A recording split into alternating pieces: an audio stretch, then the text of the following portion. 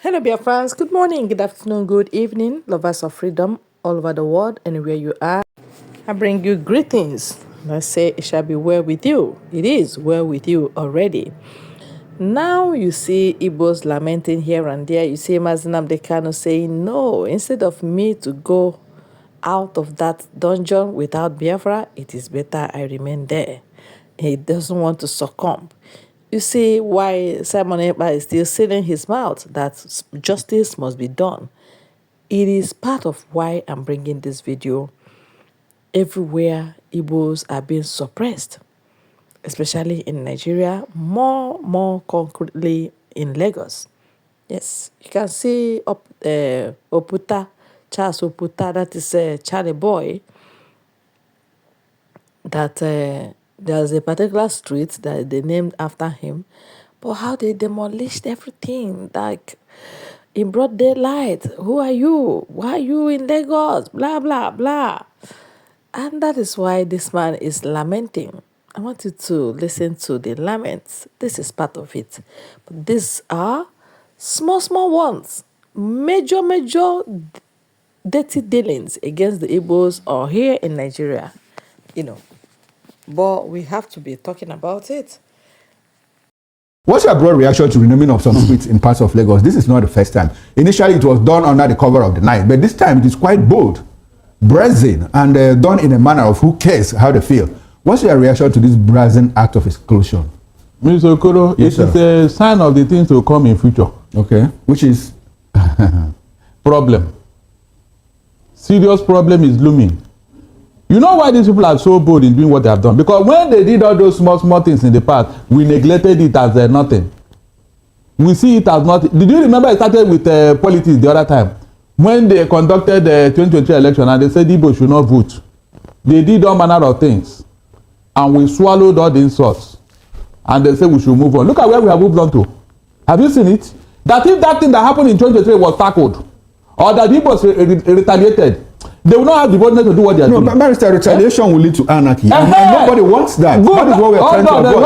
Hold on, please. Look, this evening, I don't want your defense, so please. No, it's not defense. Barrister, we are holding a conversation. We're not going to incite. We are not going to sit down here and incite people. Really? Retaliation will eventually lead to anarchy, and that is not what we want. Somebody is poking his hand into your eyes, and you say, no, don't bother, don't worry, don't retaliate. Abi, then when they now cut off your head, what will you do? No, tell me. I just gave you where this thing started. 2023 election, somebody was so arrogant and so stupid to say that the Igbo should not vote in Lagos, and they were attacking them, beating them, treating them like animals. We kept quiet, we enjoyed it, we tolerated it. Is that not why they have moved on? Do you know that most of these streets, the people that originally owned the name of that, they worked, they developed that street. That was why the people used their name on that street, the two of us. Look at what Charlie Boy said about the Charlie Boy bus stop. Mr. Okoro, do you know how many people of Yoruba extraction that Charlie Boy developed? Tunde and Wunmi Obe, they grew from Charlie Boy's show. I watched it. I saw it. Many Yoruba artists today, they grew from Charlie Boy's show. It's on record. I have been asking this one, why is this nonsense going on for God's sake? Is it not annoying? You call this place a center of excellence, but look at what you are doing. Look at, where are the elders of Yoruba land? Where are the elders of Lagos? No, is this what you call center of excellence? What is excellence in this type of nonsense? We are talking about Agbero that have become a menace to everybody. Who brought Agbero into Lagos? Mr. Okoro, I grew up in Lagos. I grew up here. Number 4 Akerele Street. So what? Number 11 Akerele Street. He used to call me Omo Okoro or Omo Igbo. After that village headmaster program, yes. We grew up in that street Akerele. We never saw this type of all of a sudden because of politics. Now they are talking of street. Barrister, before we move on, will it be appropriate to reduce this thing to 2023? Because even before then, in 2019, was it 2019? Yes. Well, there was a certain order that says, look, if you don't vote for a particular candidate, you'll be thrown into the lagoon. So, but I think we saw the apogee of it in 2023. These things have been going on. But before we get into the politics, the ethnic politics of it all, let's get some education here about how streets are named and the historical anecdotes that define their existence. What's the legal process of naming streets after individuals? Mr. Okoro, you're a lawyer. Let us know. Most of this is done by the local government. Okay. This is a local matter, a local institution. It is either they look at, because before they can do that, you must have been, at least you have a property in that street, and you must have added to the development of that locality. Are you getting what I'm saying? Most times the local authorities will now look at street and look at somebody around there who have contributed to that environment before they can name you, use your name to name that street. That is the process. That's the procedure. It doesn't require. It may be the worst illiterate in that area, but because it's either he was the first to live in that place or he has contributed to that locality. And there's always a government imprimatur. You know, that's what that's a local government. Yeah, local government. Yes, it's within the purview of the local government. That's the local government. It's the local matter. Now there is this argument circulating out there about the Charlie Boy bus stop that it was not formally recognized by the local government. But if you isolate the Charlie Boy, what about other streets? Like, it does appear that the majority of the names changed are of Igbo origin. Now, this isn't the first time that Igbos are targeted, you know, and in this manner of thing. What is it about the Igbo? They believe that when they name those streets, Igbo street or Igbo name, then Igbos will claim the street. Mr. Okoro, is it possible? You can see the mentality of people. Please, is there any street in Lagos here that Igbo said nobody should live here except Igbos? Or you want to rent house, or you want to buy a land and that people say you should not come there and build up. Is there anything like that? Okay, Barrister, I keep questioning. A lot of people keep questioning. Do you have any sociological explanation for why the Igbos are always a target of attack? Does it have to do with their prosperity, or what? Is it that there are how can I put it now? Envy, jealousy, and what? Wickedness. Envy, jealousy, and wickedness. Why should the Igbo man prosper? Why should he have property? Why should he contribute to the development? Is that not any other reason? I've asked this question. Let somebody come and tell me now that there is a particular area in Lagos, a particular area in the whole of Southwest where the Igbos dominated and said that this place is our own. Nobody should come here. Like some Northerners are doing in Yoruba land. Okay, because I recall that Pastor Tunde Bakare, once this issue came up the other time, he said that, look, what is the problem? The Igbo man never put a gun on your head, you know, to say you must sell this land to me. It was a freehold, you sold, and the man bought. So why is the problem every time unprovoked attack? Good. And especially the Southeasterners are always singled out. No, you see, let me tell you, Mr. Okoro, I don't even want to recognize what some of them are saying because it is the leaders of this area that are causing this problem. The Agboro in the motor park, will he go and do this type of thing on his own? A local government chairman is not a tout. He's not an illiterate. And he's even living, he's an outgoing local government chairman. Yes. Then let me ask you, the leaders that are watching this thing, what are they saying? Nothing. Even this leader, they have committed more crime against the Igbos in the past, and nobody questioned them, nobody reprimanded them, nobody said anything. That is why this thing has continued. When they don't see that they cook up something to provoke the Igbos unnecessarily. If you talk and say it's a Yoruba land, therefore we must give it to any name we like. The man that contributed to the development of that city, what happened to him? The man that helped to build that city, what happened to him? Like that Ifeanyi street in Ibarega. Remember, Adibo told me the story of that street in Ibarega. How that man contributed. All of a sudden, nobody recognizes the contribution of the Igbo man in Lagos State, Mr. Okoro. All the things that the Igbo man has done to develop this state, nobody talks about it, Mr. Okoro. Is that not foolishness of the highest order? No, Barrister, one surprising thing is that if you go to the southeast, there are thriving Yoruba communities. Nobody talks to them. I keep going back to Umuahia, you know. If you go to Umuahia, there's an Adelabu street that I met as a young boy. Even in Enugu, there is still an Adelabu street, and nobody has made any effort to rename the streets. And if you go to some parts of South, even in Rivers State and Port Harcourt, no matter the level of antagonism between the Ikwere man and the Igbo man, they have not made efforts to change the names of streets. So why is it dominant here in the Southwest? And people are asking, why is it difficult, you know, for the Southwest and the Southeast to build some kind of, you know, a bridge of unity, considering that the culture, tradition, and everything, there's similarity. So why is it difficult for us to build that bond of friendship? No, don't go there. Don't go there. Because when you say that, it may look as if the Igbo man is always antagonizing the Yoruba man, and the Yoruba man is always antagonizing the Igbo. No. So what is it? The problem is coming from one side, the Yoruba man. Mr. Okoro, let's not call a spade here. Let these people come and tell me one single reason why this thing is going on. One single day the Igbo man has... Does it look like the Southeasterner has tried to extend hands of fellowship to the Southwesterner and they were rebuffed? Is it not obvious? When you're a very peaceful person, how do you show you are accommodating spirit? Hold on. When you have shown that, yes, you are a very peaceful and diligent and industrial human being, please, how do you demonstrate that you want to accommodate your fellow brother? The Igbo man, has he any time for this type of shenanigans? He goes about his business diligently, peacefully. I ask you again, can you mention any time in the history of this country called Nigeria that the Igbo man started rioting or protesting in the southeast and saying non-Igbo should leave Igbo land and start killing them, burning their shop? But you know how many times it has happened in this Lagos, especially in the days of OPC.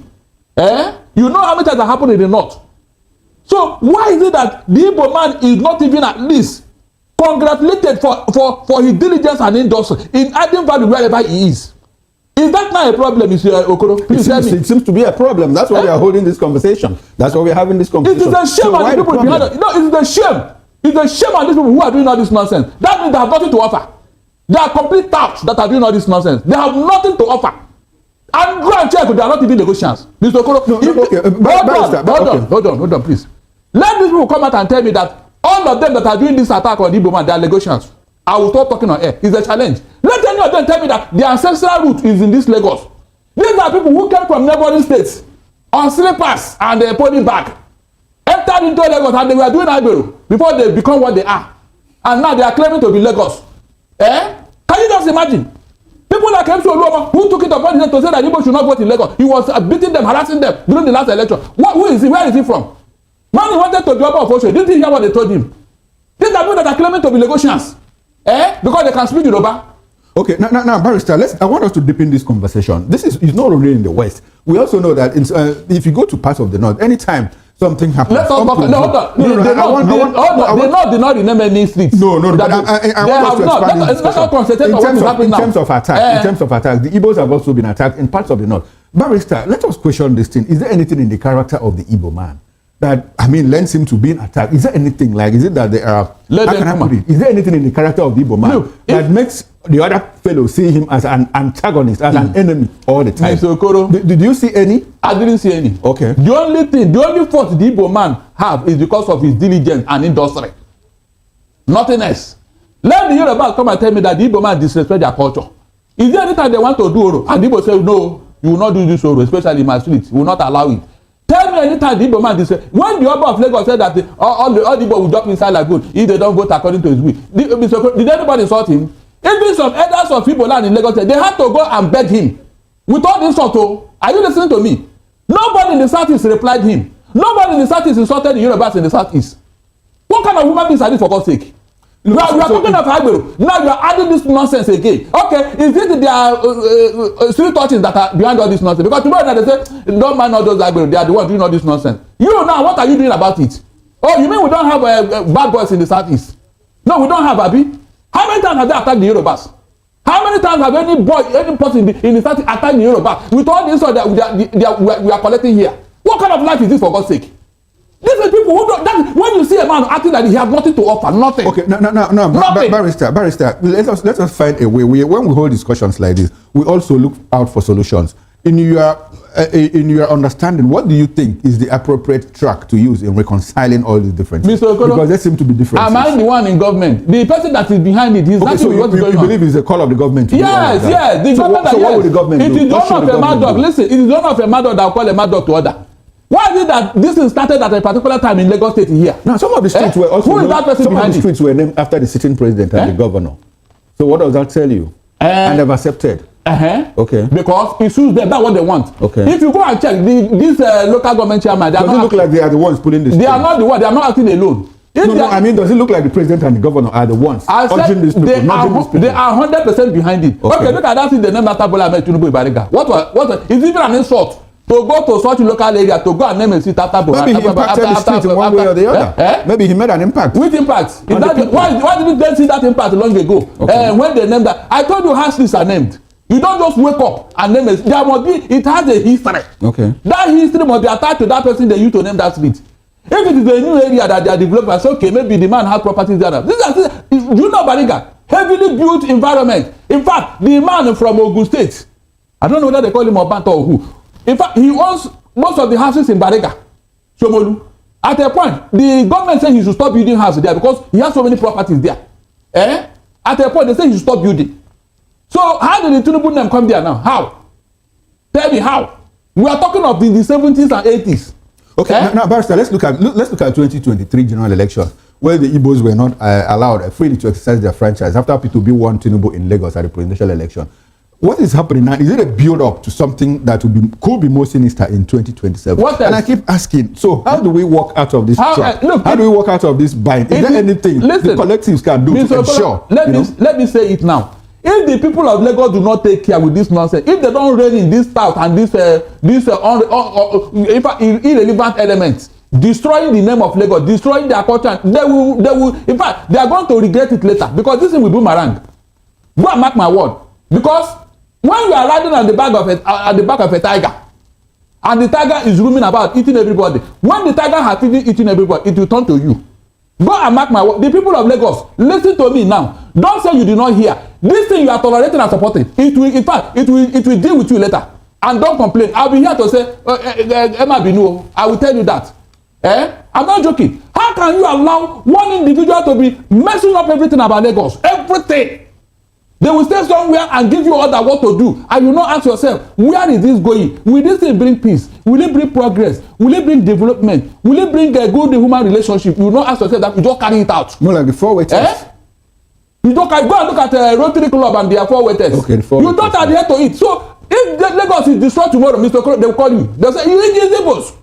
This is not boomerang tomorrow. These same people, they will call the Igbo man that is the reason for the mess in Lagos. He's the reason for the insecurity in Lagos. Barrister, let us look for solutions. They will call you. Barrister, let us look for solutions. Okay, you say it is the call of the government to ensure that there is peace in the land. All right, now. You are so loud and very clear. Thank you for speaking up for Ndi Igbo again. The jealousy, the hatred, the envy is high against Igbo man. And that's what is keeping Nigeria where they are right now. Because you can't move on with such mind. Yeah. Aso Junior na la Junior. When you are holding somebody down, you definitely will be down. Because if you leave that person to go up, you yourself will likely go up. All right. But when you are stampeding somebody, like stepping on somebody, and to make sure that that person doesn't move an inch, you yourself, remember you are there at that very spot. You can't move an inch either. All right? And that's how life is. So I wish you to please, clear your eyes to know your attitude towards others, especially those that did not look for your trouble. Okay? Thank you very much for your time. God bless you all.